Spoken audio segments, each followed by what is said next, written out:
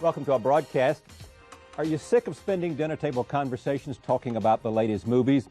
Well, tonight we'll talk about the latest books, the good and the bad and the ugly of this summer's reading list. We have with us an interesting collection of talent, people who love books. With me in New York, J. Anthony Lucas, two-time Pulitzer Prize winner and author of the 1986 book Common Ground. Harold Evans, president and publisher of Random House. J. McInerney, celebrated author of Bright Lights, Big City, and more recently, Brightness Falls. John Leonard of CBS News, who does book reviews for National Public Radio, is the author of a new book, The Last Innocent White Man in America. And Christine Dahl, one of the top literary agents at International Creative Management. During this broadcast, we'll be joined on the phone by best-selling authors William Styron, John Grisham, and Dorothy Allison. We begin with this august group with this question, and I'll start with John Leonard. What have you read this summer that you'd recommend? I realize as I make this question that it is now August, at the end of August, as we talk about this. But we'll make a few people guilty, and maybe in the remaining weeks before they go back to a full fall schedule, they'll run to their local bookstore. All right, you want high concept? Yes, I want good reads, right, and your definition of what makes a good read, Okay, not what'll make them feel good, but what they'll like for reasons that you will lay out for us. We'll say these are intellectually respectable books, most of them novels that I like that are nevertheless full of the requisite sex and violence. I like a novel called A Philosophical Investigation by Philip Kerr, in which there is serial killing all over Europe, and they develop a test in England to determine a biological predisposition among men for serial killing. The men who are so identified are invited in for therapy and counseling, and they're given code names randomly assigned by a computer. Most of the code names are the names of philosophers. One of these law and order men is horrified to discover his predisposition. He then decides to indulge it by cracking the computer code, finding out who else is so predisposed, and serially killing them. His code name, randomly assigned, is Wittgenstein, and as the novel moves on, we begin to realize that he is identified with, starts talking like and behaving like Wittgenstein. So there's a subtext to this quite wonderful mystery novel, which is that maybe Wittgenstein, in killing off all of his intellectual fathers, murdered Western philosophy. That's one. There's a wonderful novel from Knopf that was published in June called The Girl Who Trod on a Loaf. Now this is by Catherine Davis.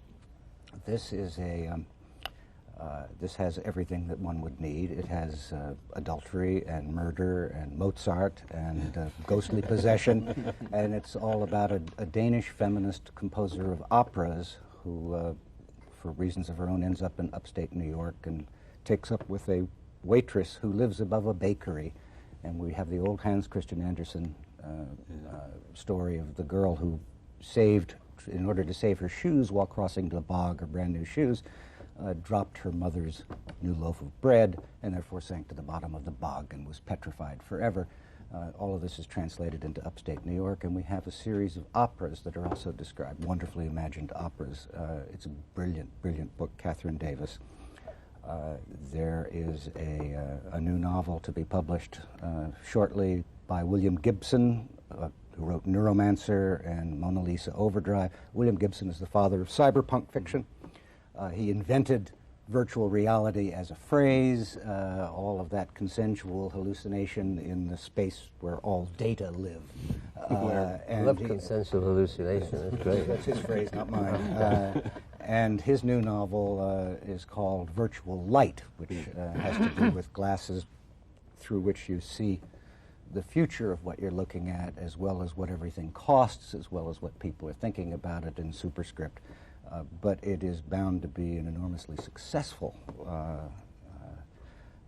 novel, because there's not only a cult, but I think there's cyberpunk fiction, and there's been a lot of good cyberpunk fiction in the last decade, is about to go mainstream. It's where the excitement is. One last book. All right. One last one.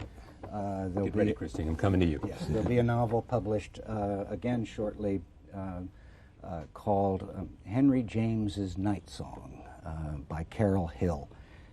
And all I'll say about this, it's a wonderfully ambitious and splendid novel, but the setup is that a dead female body is discovered and then disappears from Freud's study in Vienna late in the 19th century.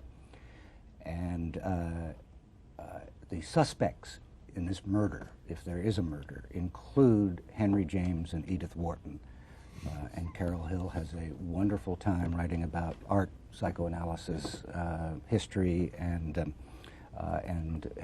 mimicking these various voices as she does. That'll be out in the fall. That'll be out at the end of August. Christine, what have you read that you would urge your friends to read if they haven't before this season ends? I would recommend any of Carl Hiaasen's books. He's a wonderful writer out of Miami. He's wickedly funny, which is, I actually brought in the opening of his new book, Striptease, which is one of the best openings I've ever seen. It's a little squib in the front. This is a work of fiction. All names and characters are either invented or used fictitiously. The events described are purely imaginary, although the accounts of topless cream corn wrestling are based on fact. I think that's one of the best. I mean, if nothing else, you have to read the rest of the book. He's a wonderful writer. He's very funny. All of his books have been are well read, both on vacations or otherwise. If you can't go anywhere, you can certainly read about Florida in them. One of his previous novels, everyone always talks about a man who has a weed whacker for an arm, so he's clearly very funny. Another book that just came out in paperback, which I think everyone should have to read at some point, is Cormac McCarthy's book, All the Pretty Horses. I mean, it's one of the few books that when it's won its awards, no one has kind of groused about it. People use the word masterpiece. People use the word classic. Shelby Foote's quote on the back describes it as heroic, which seems like something that's not described in fiction much. Another book that just came out by an author I've been a big fan of for a long time is named Barbara Kingsolver, and she's written a book called Pigs in Heaven. Her previous books, The Bean Trees and Animal Dreams, I think have really found her an audience, and this book hit the bestseller list, which I'm very pleased about. It's a book about a woman who has adopted, through rather unusual circumstances, a young girl of Indian, a Native American, from the Cherokee Reservation. And one of the women that's an attorney for the Cherokee Reservation finds out about it and decides to pursue getting this little girl back. And I think it's got a lot of, there's certainly, it's an interesting time in both stories in the paper about adoption and the right who should be able to adopt children and that sort of thing. I think she's a real winner. I think it's also interesting to see novels that are coming more out of, they're not based in New York so much anymore. They're really, people are interested in books. Takes place most of her books have taken place in Arizona, and Cormac McCarthy's in Texas and Mexico, and I think it's interesting to start seeing books that are more regional. In the nonfiction arena, I really loved a book called Girl Interrupted. You've mentioned this too, John. I've known. It's a very short, biting memoir of a young girl who was in the McLean Hospital. When you read this, you kind of wonder if she really was mentally ill. But on the other hand, I think it's very telling, and it's touching, and it's very funny in its own weird way. I think it also is a great package. I mean, I think this is some of the things we're going to have to talk about. Is books. It's short, it's small, it's got a great jacket and a great title. Another book which is clearly going to, I think, stay on the bestseller list, I've noticed it moved up a number of notches, is Listening to Prozac. I've heard the editor talking about this for months and months and months, and I think a lot of people saw it on the bestseller list and went, why is it there? But I think when you think about it, I mean, there's a lot of people on it, and it's a provocative drama. He was on the show here last night, and it was fascinating. It's totally written by a psychiatrist. And another book which just landed on my desk with quite a thud because it's very big and it's very expensive actually. It's $35. Vera Strauss is just publishing a new biography of the Marquis de Sade, which I think will be great fall reading. There's no shortage of fascination for evil, and I think also it's someone we think we know a lot about, but I think it's by a French writer, and I think it looks fascinating. You mentioned, you gave me a segue into nonfiction, Tony, which is your first love. What have you read in nonfiction that you like? I'm wild about a book which is not actually quite current. It was current last year, called Praying for Sheetrock by Melissa Fay Green. My tastes in fiction tend to be solid, reliable, great stories. My tastes in nonfiction are experimental. I like people who break new ground in nonfiction, and this is a wonderful book without footnotes, without any of the academic apparatus. It's a book about a South Carolina county in which the author and her husband lived during the Civil Rights Movement, and it the prose is luminous, and the story it tells is a personal story, but is with large resonance. And it's a book that was nominated. I'll tell you a curious little thing about this book. The book was nominated for the National Book Award. It was one of the 5 finalists, and it was the secret favorite among a lot of people who knew the 5 books that were nominated, I think. I was at the cocktail party after the award and spoke to one of the judges and said to one of the judges, frankly, that I was disappointed that her book did not get it. And he said, so was I. And let me tell you why it didn't get it. He said, there were 2 judges on this panel who took the position that no book without footnotes can win the National Book Award for nonfiction. And I think that's very sad. I think this is an absolutely wonderful book, which should have been accepted on its own face, footnotes or no. Harry, rather than books that you've read or think people ought to take note of, tell me what you think is going to be hot that's coming and reflecting not only Random House but other publishers. What's the buzz in the book world? Well, William Styron's new 3 novellas called Tidewater Morning, which I have right here, yes. He has. It's absolutely moving and eloquent. There are 3 stories, one of a Marine landing in Okinawa, or not landing in Okinawa, which is young Bill Styron, another one of a black man dying called Shadrach, and the third one, it moves you to tears. It's a young boy, obviously Styron himself, whose mother's dying of cancer in the upper room, and he's got a newspaper around the boy, and he goes out on the newspaper round and comes back, and I won't tell you what happens except to say that it's memorable writing, and it's also very short, which seems to be the fashion these days for successful fiction. A non-fiction title which is going to cause an absolute storm in the fall is a book by a man called Gerald Posner called Case Closed, after which, great news folks, you will never have to read another book on the Kennedy assassination. But why? Although there are 10 of them coming out, because this is the ultimate truth and the final answer to every single possible theory that has been invented by, listen, in a credulous society which is ridden by paranoia. As Hofstadter said, it's one of the remarkable facts about American life is how paranoia seems to be like strawberry jam. Everybody wants to eat it. But this will at least remove that single cause of paranoia, if it won't remove other causes. And it's also a compulsive leader. It's actually Dostoevsky inside the criminal mind. And what book do you worry about from other publishers that might knock some of your books off the list? Well, I worry about current books. I'm not as quite aware of what's upcoming from other publishers as you might think I was. I'm so busy reading my own. I am very excited in non-fiction by Lenin's Tomb, which is by David Remnick, which is an amazing book. David Remnick reminds me of that young German pilot who flew a little Cessna aircraft through Soviet defenses and landed on the Kremlin wall. Remnick's done that with his book. Basically, he's taken and given us a very vivid portrait of the people of the Soviet Union going through the end of their empire, but at the same time giving us a theory about why the empire collapsed, which was that they found their own past. And there's the metaphor of it is a KGB officer digging up the graves of the people murdered at Katyn. And there's a call from the KGB, stop digging, there's a coup in Moscow, we don't want to rediscover the past, we don't want to find these graves. And the KGB officer has that moment of crisis, should he obey the KGB and rebury the victims of what was a Soviet massacre, not a German massacre, or should he continue digging? And he comes back and he continues digging, and so does, in fact, does the Soviet Union. It comes digging of its own past, and therefore the society was doomed to escape from communism. So that's a memorable piece of non-fiction. I was interested in Tony's remark about footnotes. There are no footnotes. It's all fact. Yeah. Do you share that? I mean, do you share that feeling about the Remnick book on Lenin's Tomb? Yes, I think it's a wonderful. It's a great sense of great first effort. Could I just ask Harry a question about Case Closed?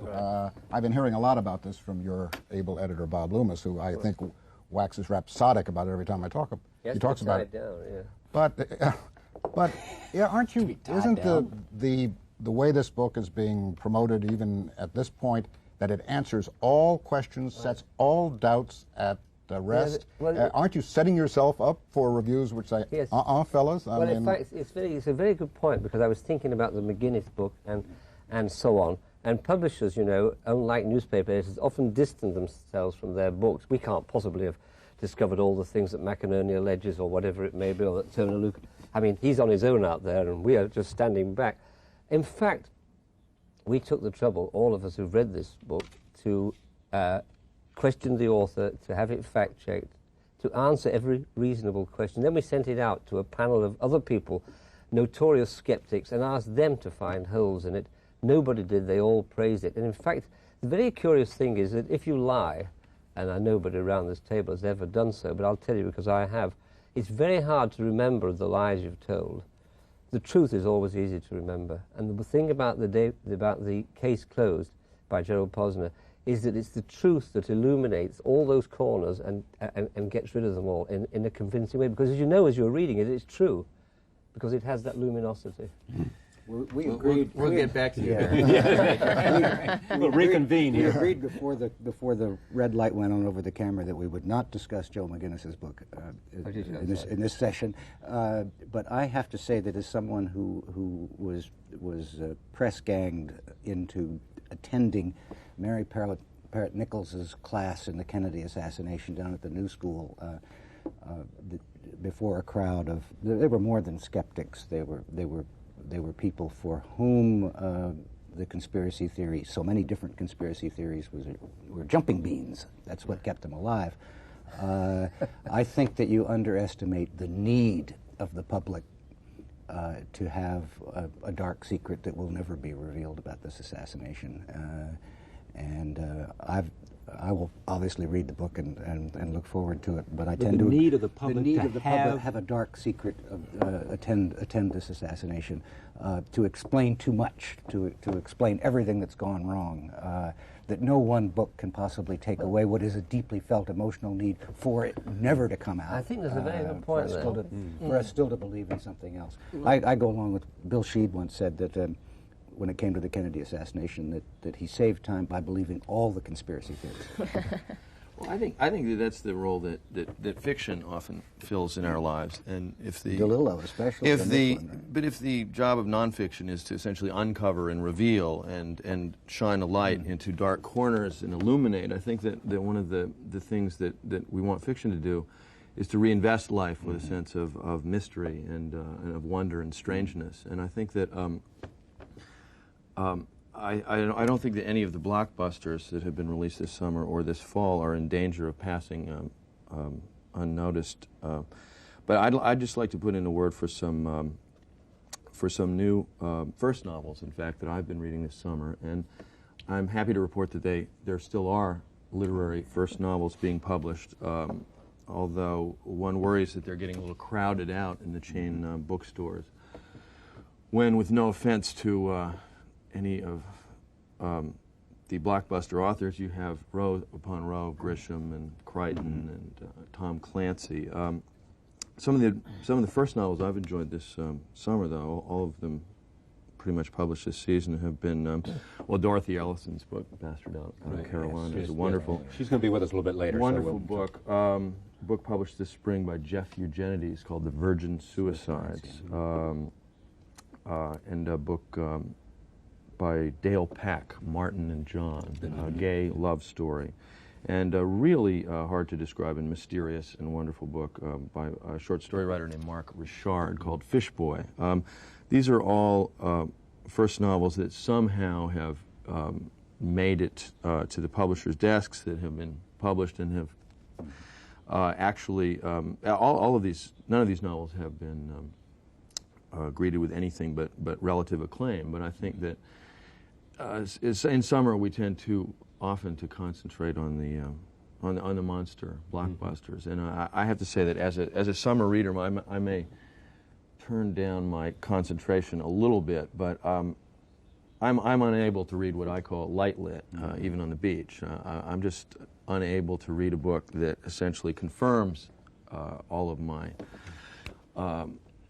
basic assumptions about life, rather than challenging my basic assumptions about life. And I think that, you know, the great summer reads, to me, when you want a book with a lot of plot, a little sexual interest, as something long enough to last a week, I think that we still have this huge reservoir of Dickens, Trollope, Thackeray, and Balzac to go back to. I so agree with that, because I was going to recommend going back to Middlemarch. Yeah. Because there's so much about women today which frightens and terrifies us all, and the image of them is so wrong in my view. I'd just like to read you this from Middlemarch. Women were expected to have weak opinions. This is in Victorian society. But the great safeguard of society and of domestic life was that opinions that were not acted on. Sane people did what their neighbours did, so that if any lunatics were at large, one might know and avoid them. I mean, it's full of wit and observation, and I think rereading the classics as you get older in life, you see them again differently. If you reread Gatsby now, it reads differently from when you were 25. Yeah. Or I think if you reread Vanity Fair, that's probably the best book on New York in the 80s that was ever written. I mean, it happens to have been set in the 40s in London. Let me go to Martha's Vineyard. William Styron is there. He is a Pulitzer Prize winner, as all of you know, author of Sophie's Choice, Confessions of Nat Turner, and other books, including, as we have taken note, a soon-to-be-released collection called A Tidewater Morning. Bill Styron, we wish you were here with us, but I suspect, all things considered, you'd rather be in Martha's Vineyard on a Thursday morning. Tell me what I'm on the lawn. What have you been reading, and what do you like? Well, I tell you, the book that's absolutely galvanized me, if that's the word, this summer is The Galleys of a book to be published by Little Brown by Willie Morris called New York Days. A memoir? It's a memoir, a long, rich, beautifully put together autobiography about Willie's days as the editor of Harper's Magazine. Now, it's not just that, because it's, to my mind, an unbelievably rich description of the 1960s in all their glory and turmoil. And Willie's descriptive powers are really at their best in this book. I was just stunned when I read it. I have to confess that I am one of the cameo players in the book, along with people like Mailer and a lot of other, Ralph Ellison, a lot of other of Willie's acquaintances and friends. Still, had I not been on display in the book, I think I would have to go on record saying it's one of the finest memoirs I've ever read. It's an absolutely marvelous book. Anything else? I have been reading, for some reason, a book about a favorite scoundrel of mine. His name is Charles Keating.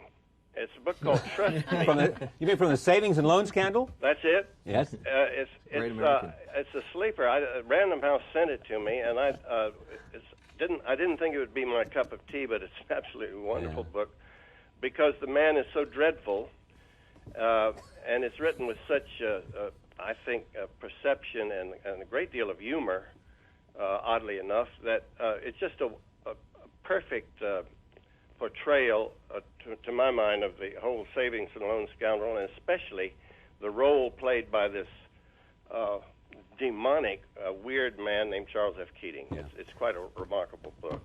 Bill, thank you for joining us. Right up. Pleasure to have you here.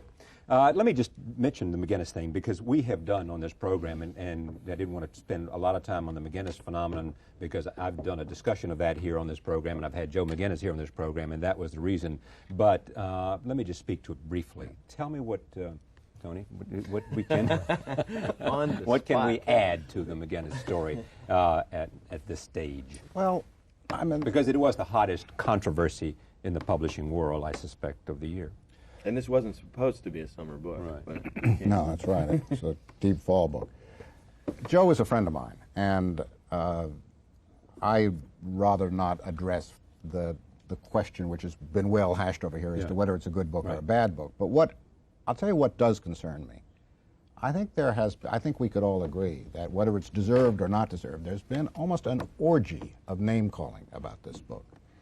And what concerns me is that this attack on this book with a virulence that I cannot recall in my lifetime may, and I would like to address this in a way as a question to Herrick, may drive publishers, agents, and writers of nonfiction back to a kind of false orthodoxy in the writing of nonfiction. It seems to me that And it seems to me that would be very unfortunate, because the last 3 decades in this country, I think, have been a period of enormous flowering of nonfiction in many different guises. I mean, we've had the very careful, footnoted biographies of major figures such as, David McCullough's work, Bob Caro's work. But we have also had Norman Mailer's Armies of the Night, Hunter Thompson's Fear and Loathing in Las Vegas, Woodward and Bernstein. Woodward and Bernstein. And In Cold Blood. In Cold Blood. Michael Herr's Dispatches. Yeah. Right. I would point to the Herr book, the Mailer book, and the Hunter Thompson book as examples of a kind of maverick nonfiction. In each case, quite outrageous. I mean, Hunter Thompson did things with the truth that make McGinnis look paltry. I mean, although you're essentially talking here about a kind of autobiography. I mean, you're talking about a kind of autobiography in each of those 3 cases, rather than a topical, subject-driven book. Well, I don't think Dispatches was so much autobiographical, but People have always described it, so it's a great novel. Yeah, I mean, all of those. But if the effect of this orgy of name-calling, which is my characterization of it this summer, is to drive us back to say there is only one kind of way to write a work of nonfiction, and that is with all the academic paraphernalia and apparatus, and this is the way nonfiction must be written. I think this will have the effect of cutting short a period of great innovation in the world of nonfiction. Does anybody worry about that? Do you think that's a real fear? It won't happen. No, it won't happen. I think there are 3 issues here. One is the actual merit of the book so far as the reporting goes. One is the method, which he writes about in his epilogue rather well. And the third thing is the way it was handled by the publishing house. It would be too complicated to get into here, because you don't want me to talk for 3 hours on this. No. Yeah, but also not even 5 minutes. No, thank you. I knew you wouldn't. But Tony, why do you think it is that those books that you cited are all at least 20 years old? I mean, are we entering a period of more experimentation? Why is it that the last one was Dispatches? Well, those 3 books were all 60s books. Yeah. Also, they were all about people who are no longer alive. I think that's become a real issue. I mean, here's, Ted Kennedy is a very public figure. At this point, Joe McGinnis is a very public figure. He has been for some time. And I think that he chose someone that was alive. And I think, again, there was a way it was published. It wasn't made very clear at the outset, I think, that this was kind of a biography of invention. It's a combination of combustible ingredients, too. It's the Kennedy story. It's the fact that McGinnis exists as a writer whose books go immediately into TV miniseries. And this one was scheduled to do that. And with not much else news going on, this became an enormous news factor, as though there had never been a bad book before. And it also came after the Malcolm trial, which I think sensitized everybody to these issues. In which he himself had been tangentially involved. So it was all mixed up there. But Kennedy's books do attract heat from the Kennedy family, right there along there. JFK, Reckless Youth, attracted a lot. Nigel Hamilton. Nigel Hamilton. But there will be other stories, and let's just... Okay, well, let me do one other phenomenon before we get serious about trends and all these other qualities and things that I want to discuss. Robert Waller. The Bridges of Madison County. Your favorite book. You covered up there. We all do. We all do pre-interviews before we come on this show, and I'm ashamed to say that I promised that I was going to read The Bridges of Madison County last night, so that I could be the authority. And I'm not. I still haven't read it, but there's so many other people in America have that I don't feel too bad. What's going on with this book in terms of it now sits as of Sunday back at #1 on the on the fiction bestseller list? I think again this is the kind of the advent at that point of small precious publishing. I mean it's slow small price. Precious publishing. Well, it's small. It's almost a gift. It's the way it's published. It's small. It's cheap. I think publishers' pricing has become very important in publishing. I think America loves a great romance. Yeah. I was talking to one of my colleagues who said, I'm one of the most cynical women that ever walked the earth, but I got a tear in my eye when I read this book. I knew it was going to be big. I think clearly also independent booksellers becoming very important for what they recommend. People are listening to them. So it had a word of mouth. Yeah, definitely a word of mouth. And I think that and everyone keeps saying, oh, read it. It's not a big investment of time. You can finish it in a couple of hours. And you realize it's like, time is short. People don't have a lot of, they've got a lot of other responsibilities, and they look for things that it's almost a sense of accomplishment. You can finish it in a short period of time, and it's, I think, you look at, Hallmark has made a hell of a lot of money, doing things that are somewhat sentimental, and I think, AT&T commercials, you look at them, you get a tear in your eye. I think, clearly it's it's touched a sentimental chord. John in Grisham America. is standing by in Mississippi. Before I go to him, how significant is brand name in publishing today? And you look at Michael Crichton, and you look at John Grisham, and you look at the bestseller list of Rush Limbaugh in nonfiction. Oh, I think it's terribly important, and Jay McInerney was absolutely right. John Grisham deserves his fame, but it's kind of dispiriting trying to get that first novel recognized by wider people. The frustration of publishing is that you know this book will be enjoyed by X number of thousands, if not millions of people, but getting them to read it is a whole different business. And John Grisham is now established so that anything he writes will be bought by the masses and be displayed by the bookstores, and then good luck to him. Made into a movie. And made into a movie. And the hard thing is for those novels of superb talent, which is hard to get recognition for. Last year we succeeded in Random House in one particular book, having tried with a number of others, like this was The Fatherland by Robert Harris. But for weeks and weeks one felt like shaking every passerby and saying, you really would love this if you read it, you know. Yeah. John Grisham, what are you reading this summer? Let me see. I'm right now reading Larry McMurtry's book, Streets of Laredo. Yeah. Reading John le Carre's book, The Night Manager. And I finished last night a book, a nonfiction book called Dead Men Walking, about the death penalty in the United States. Yeah, why did you like it? Yeah. How'd I like it? Yeah. I loved it. What did you like about it? Just the insight that Helen Prejean had into the people she met on death row. Yeah. And she gave them, you know, a human side, and it's easy to sort of discount that. And she also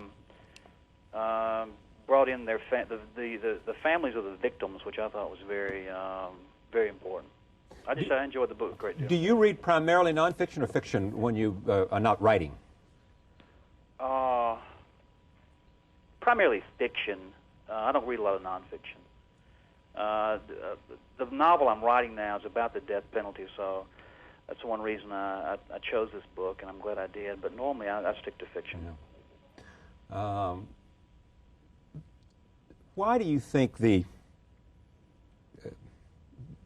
success of your books? You believe that the first one, which didn't sell very well when it first went on, I've forgotten that A Time to Kill, was the best of the ones that have been out so far, don't you? Oh yeah, by far. Yeah. And why is that? I mean, just simply in your judgment, it's the best thing you've written. Well, there's a lot of sentimental attachment to the first one. I don't care how many you write, you always feel special toward the first book you ever got published. And the book is better because it was written over a long period of time when I never dreamed I'd get it published, and so there was no deadline to force me to finish the book. I didn't know if it would ever get finished, let alone published. When you write now, do you have any eye to the movies? I'd be lying if I said I didn't. Obviously, when I write a book now, it's going to be looked at by a lot of people in the movie. I guess even before I write a book now, they want to know what the next book is, which is kind of it's kind of crazy, I think, to sell the movie rights to a book before you write it. I mean, I just did that. I don't know if I'll do it again. You sold the movie rights before you've written the book? Yeah, for the one I'm writing now. I mean, I've written a little bit of the book, and we sold the film rights a couple of 3 weeks ago for just based on a 2 or 3 sentence pitch, I guess. And it really was not my idea. Of course, I could have stopped it if I wanted to, but if they're going to throw that kind of money at me, I'd be crazy not to take it. Do it before the end of the year. It's An honest man. Go ahead, John. It's a time saver, too. You sell it to the movies, then maybe you don't have to write. John, thanks for joining us. Sure. Pleasure to have you. Yeah, my pleasure. Let me talk about what the trends are in this business. If you look around in terms of publishing and the book business. Let me address something that Christine said earlier. As a someone who's mainly known as a New York novelist, I was a little surprised when Christine said that. Well, now there are novels coming out of places other than New York. I published my first novel in 1984, and Random House, which was my publisher at the time, several people at Random House said, nobody reads books about New York, set in New York, no one's interested in New York. Think about it, there hasn't been a big New York book in 20, 30 years. Subsequently, that book was quite successful, and of course there's Bonfire of the Vanities and some other books. There was a brief flurry of New York fiction in the 80s, but honestly, I think that our fiction has almost always been regional fiction more than the publishers may be in New York, many of the readers may be in New York, but I think that some of our most of our best fiction is regional and scattered throughout the country. And one of the things that I think is happening now is that a lot of people who didn't have voices before are publishing books, publishing stories. I hate to bring up the dread word multiculturalism. When it's a prescription, it's a prescription, it's disastrous. But as a description of what's happening in fiction, I think it's pretty accurate. When you talk about, I look at the success of Terry McMillan, who's writing about black working women, a group that really never had a voice in the serious fictional arena. I'm thinking of Jess Mowry and Abraham Rodriguez Jr., two writers who are writing essentially about their experience on either coast in the ghettos. There's, of course, Louise Erdrich has been with us for quite a while now, writing about the American Indian experience. A writer named Sherman Alexie, who's a Coeur d'Alene, Spokane Indian, is publishing a wonderful book this fall. And you mentioned Dale Peck. Dale Peck. There's Dorothy Allison, who's writing about a group that she herself sometimes describes as white trash. She's also writing about the lesbian experience, something that has not been mainstream in our culture until very recently. And I think it's a great, even as a white male, I'm certainly interested in getting this news from other parts of the culture, and I think we're getting much more of it than we ever got before. Go ahead. I just wanted to say that I agree with all of that. It's true. But there is, I think, also underlying that very exciting froth, a return to, dare I say, older values. For instance, Rick Russo's novel Nobody's Fool is just an old-fashioned novel about upstate New York where there's not a single psychiatrist in sight, where they're all actually that disappearing species of white Anglo-Saxon Protestants in diners. And I think that we will see a return to that kind of novel too. I think, I may be the Cassandra among us, but I see a danger in this froth. I think it's great that voiceless people are gaining voices. But I think, as Arthur Schlesinger warned a little while ago, that in the rush to give voice to the voiceless, we are at times in danger of losing the sense of what we have in common, that there is anything that we have in common. And I have not read Russo's book, but I mean, I think there is not to try to halt the rush toward multiculturalism, but to balance it with some sense of what we share as Americans. But isn't that the obligation of an author, just to go ahead and make those points, rather than... It's not even that, but the way the culture represents itself in all of its mass media is hardly one that is neglecting the white Anglo-Saxon Protestant or the male point of view. Not even this table does. I agree with everything that Jay says, even more passionately. Because last year I was a fiction judge for the National Book Award, and as a consequence spent the summer reading 200 American novels. And it was from everywhere. It was from every sex, every color, every religion, every locale.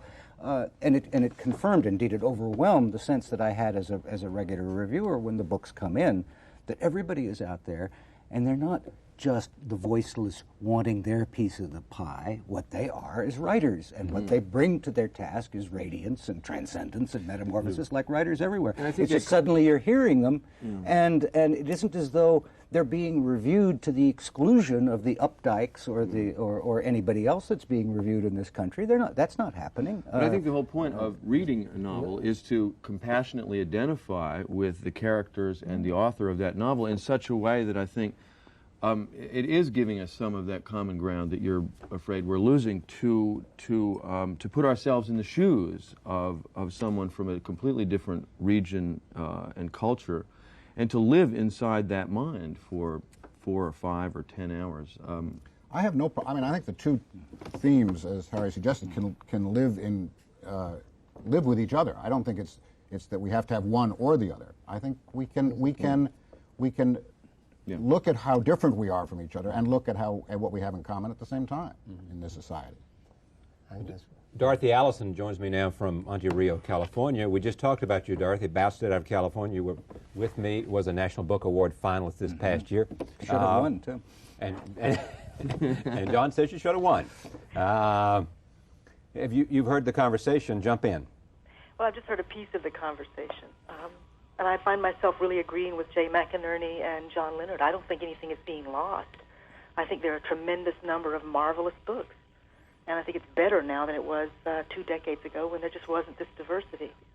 Recommend what you have been reading, or somebody that we might take note of that we might have missed. Oh, but see, I'm a reader. I am a reader. I read everything. Everything from, I just finished Mary Gordon's novellas. I just read a marvelous book called On the Seventh Day God Created the Chevrolet, Sylvia Wilkinson's book that Algonquin's going to publish. I like Southern novels. I like beautifully written stories. Michelle Cliff's book, Free Enterprise. I think that's going to be really, it'll be interesting to see how people pick it up because it's so marvelously gorgeous language, but really difficult history. I mean, it's basically about a black woman who helped finance John Brown's raids. What has to happen in a book in the first 50 pages to make you stay with it? It has to grab my throat and my heart. Yeah. Yeah? Or just grab you. Do you read Amy Bloom? Do you know her stories? Yes. Oh, she can grab me, and she's not one of these people that will scare you or break your heart. She'll just lift you up. I love her Dark of the Night, when you're feeling wretched, I pick her up. Mostly language, mostly people who seem to really sing. Language. Yeah. John, Bernard Cooper, he's got Year of Rhymes, a novel, and I haven't finished it, I just got it, but I fell in love with his short stories. When his people talk, they make me believe in the possibility of really loving people, you know? Yes. Yeah. You joined me here at this table, and we had a long conversation about Bastard of Carolina. What has all the attention to that done for you, and how is it different now that you have, after 10 years of work on that book, received the success that you do in terms of publishing next time? It scared the... It's been a wonderful and a distraction. It means that I get stacks of galleys. I mean, we got through the winter burning galleys. Meaning everybody wants you to take note of if they are a Dorothy Allison in the making? It's amazing. A Dorothy Allison wannabe? Lord God, why they want this little lesbian piece of trash to say something about their books, I can't believe. But it's fun. I get to read things in advance, and I don't have to pay for them, which is wonderful. Yeah. But it gets in the way. It makes me...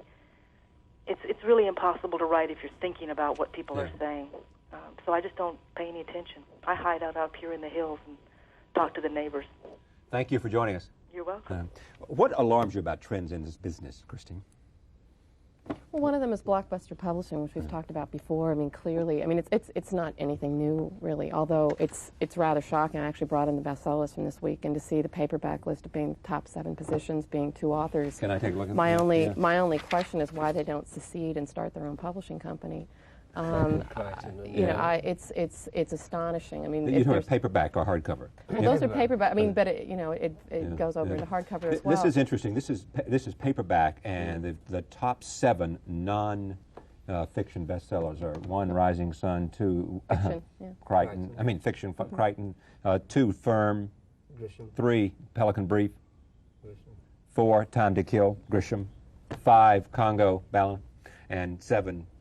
6 Condo and 7 Sphere, and then on the also nonfiction, I guess you have Home Improvement, which is a list unto its own. Well, we've had not Home Improvement, but self-improvement. I mean, self-improvement. that I have kind of mixed feelings about. I'm looking at the list now, and it's like clearly we are a generation that has been couch potatoes. I think is probably talking about we've been raised on with psychiatrists. I mean, looking at this list, The Women Who Run with the Wolves, which is about Jungian analysis of myths, listening to Prozac. I mean, clearly there's a lot of people on this or concerned about this or thinking about it. Embraced by the Light. If we don't, take the fat out of our diet, are there going to be angels to meet us if we die? The 50s, we're looking back in the generation where a lot of us were born.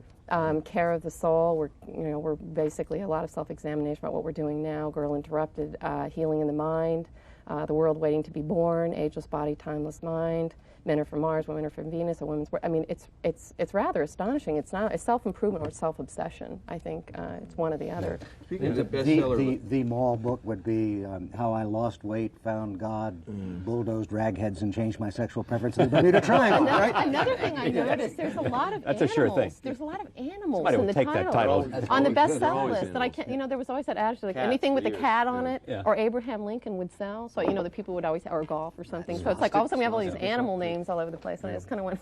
but I think this New York Times bestseller list is a curious creature, because it's actually the nightmare of independent booksellers, and I think there are sort of two book economies that to some extent are parallel universes, and one is the world of independent booksellers.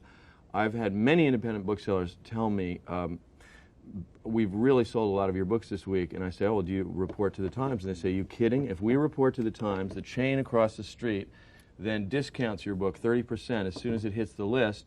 We can't discount it. We're knocked out. We're not going to report to the Times. I think the phenomenon of chain publishing is really changing the way that books are presented to people. I was glad to hear Christine say that she thinks independent publishing, independent bookselling is alive and well, but I think that it's also under siege from these massive corporate entities who are opening large chain bookstores that mainly feature the books on this list. There's a very important distinction to be made, and people who are buying books should know it. For instance, there are some very big bookstores which are, as you say, mainly interested in that kind of big blockbuster, but there's a whole other chain called Borders Bookstore where they have books with a wonderful backlist. You can go in there and you can get the classics. You can get a book that was published 3 years ago, but 5 years ago, 7 years ago, and it's not instantly returned. Howard Kaminsky, my predecessor at Random House, or one of my predecessors, used to say, a book stays on the shelf as long as it takes milk to turn to yogurt. Well, that's not true now with some of these bigger, better stores. I love the independents, but to have Borders is a new business idea, Borders too, is a isn't it? new And that's business, a new Midwest, thing. and it's fantastic stores, and they're allying it with music. And they're very cunningly, in a new store I went in the other week, they've put all the music at the very back, so you have to walk through all this literature before you get to the rock and roll. Well, don't you think that's something? The superstores with Barnes and Noble. I mean, as I was saying, I think that independent bookstores' opinions are are basically setting certain trends, but then the chains are jumping onto that. And I think it's interesting that these superstores are trying to imitate independent bookstores. They have coffee, they're serving coffee, and you can sit down and read, and it's supposed to be more relaxed. You just have a lot more titles. Suggests that they're principally a dating. Well, that's Yeah, but it's intellectual. I think anything that gets people into a bookstore is good. Do you read any trash? Well, I'm a judge of the Book of the Month Club. So it comes your way, does it? Sometimes reaches our table. Yes. It does. Do you like it enough? I don't know whether you've had this. If I go away on vacation, which I hope to do shortly, I have to begin the first 3 or 4 days by reading trash. Yeah. I cannot get into War and Peace, Middlemarch, or one of the great books. Yeah, but by trash, discussed. are we just saying it being I want a narrative which will take me through the trauma of discovering there's life out there beyond the office. Judith Krantz? Well, she's not my taste, but I mean, other people are. I mean, and I will read them and be excited about it. But I can't get to, I know it's kind of palate cleansing. I don't know whether you've ever had that, because you're a professional at this business. Well, but there are degrees of excellence in every genre. Right. And you mentioned trash. If you can jump to think of certain kinds of books that wouldn't get nominated for a National Book Award, but nevertheless I don't consider them trash. I love mysteries, and I will devour them. But that in no way interferes with what's a commitment to Latin American fiction and Eastern European fiction and all the other things that I. You're in the business of doing that. You do that. Do you read a lot of books at one time, or do you go through one, or do you stick with one and then turn it over? I'm notorious for monomania. I pick up the book, I read it through, and I read about a book a day. And of course, some books are going to take 3 days, and then you make up with shorter ones some other time. But no, I tend to read. My wife has 4 or 5 books, and whenever she begins to nod over one, she moves to the next, and she moves to the next, and she gets an enormous amount read and retains it. I cannot. I go right through that book, and then the sooner that I review it, the better too, because otherwise the ROM is erased. Let me just stay with another question, because I want to come to the question of what you look for in a book. What do you think of the way books are reviewed in America, and the choice of the people who do the reviewing, and the impact of the reviewing? I don't like that question at all. I think that there has been a decline in the space available for book reviewing in the news magazines and even in a number of the newspapers. I think that there has been, and I'm not sure it's exactly new, I think there is the besetting sin of the book reviewing fraternity is laziness. In that the books come in, they are there. It ought to be up to you to be familiar with something in and around that book, other books by the same author, other books on the same subject. You ought to familiarize yourself with such things as the Encyclopedia Britannica before you commit certain cultural errors. The excuse of a deadline is too often invoked. When what is, after all, not an onerous job, it is in fact one of the most wonderful jobs in the world, to be paid to read books and form opinions, you go out a little bit more because somebody worked very hard to produce this thing that is giving you pleasure, and your work ought to be smart enough to be able to review it. And then when you review it, it ought to be, and I say this distinguishing then between a book reviewer and the lofty critic. It seems to me that when a book reviewer likes a book, cares about a book, some attempt should be made in the crafting of the book review in order to recreate in the reader the same enthusiasm that you had to make that reader want that book. Something happened. And so you craft it. A book review can be written in any way or shape or form, just like a short story. You can start anywhere. You can start with a quote. You can start with a generalization. You can start with a comparison. And yet the average book review we read is 7 paragraphs of plot summary followed by a paragraph of opinion. Usually stolen from the jacket of the book. And looking for one reason to say, well, except I didn't like this about it. And with a standard quibble or some redeeming quality. I think the thing that distresses me most about book reviewing, without getting into any names, and there are wonderful exceptions. But the thing that distresses me most is the sense that somehow it is beneath you to advocate a book that you care about. I love that. And when I edited the Times book review, I wanted to use the front page to discover. And when I write reviews now, whenever I write reviews, the point is to make the reader stand up and want this book as much as you felt when you were reading it. No, I think that's well said, and reflective of other kinds of criticism too. As a publisher, the worst thing is to see a very good book reviewed and dismissed shortly with a little sneer. If it's bad, it should be destroyed or ignored. But the rousal of enthusiasm for the treasures of literature is a wonderful description of the job that ought to be done. What do you look for in the first 25, 50 pages of a book for you to grab you? I mean, Dorothy said it has to grab you by the neck, and well, the books that really grab me by the neck tend to be nonfiction, and telling a story you want to know about. I'm a story that I want to know about, but a story told with a fresh eye, an eye that is not. I mean, I don't read many books by Washington correspondents about Washington that really grab me, because these eyes are not fresh. One last word, because I'm out of time. In a word, you believe the book business is healthy, and that and you're optimistic about writers and finding as I was saying, when I look at the bestsellers, there's what I'm optimistic about is that for all of the books that you could have, you predicted that were going to be on there, the book list and books that sell and some of the bestsellers that are unexpected, it's still somewhat of a lottery, especially in nonfiction, I think. I think that there's a lot of books that are here that no one predicted at all. One of my own clients' books, David Osborne, Ted Gabler's book called Reinventing Government. I couldn't sell that to save my life. I sold it because I was larger than the editor I was pitching it to and grabbed him by the necktie and threatened him. And then the president started saying that he was using it. We got a modest advance of putting it mildly. He spent 4 years writing it. Thank you very much, Chris. Thank you, Tony. Thank you, Jay. Thank you, John. Thank you, Harry. Thank you for joining us. The World of Books. Go out and get one now. We'll see you next time.